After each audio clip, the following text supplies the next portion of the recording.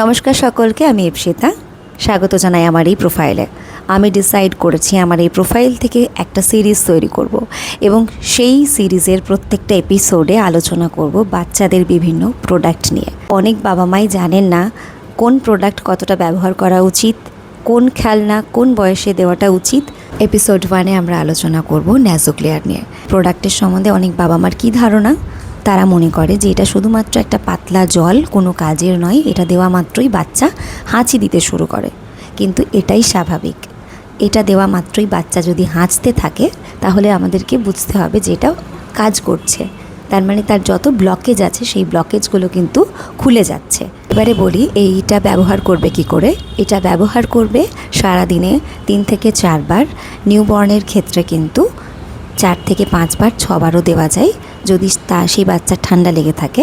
Infant বা টডলারের ক্ষেত্রেও সারাদিনে 3 থেকে 4 বার অনায়াসে দেওয়া যায়। এতে শুধুমাত্র নুন জল যাকে বলে সেলাইন ওয়াটার আছে, আর কিচ্ছু নেই।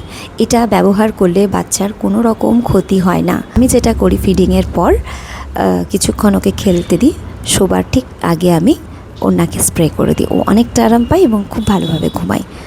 এই ধরনের প্রোডাক্ট নিয়ে আমি আবারও আসবো তোমাদের সাথে কথা বলতে বিভিন্ন এপিসোডের মাধ্যমে। Happy parenting. ভালো থাকুন, বাচ্চাকে নিয়ে সুস্থ থাকুন।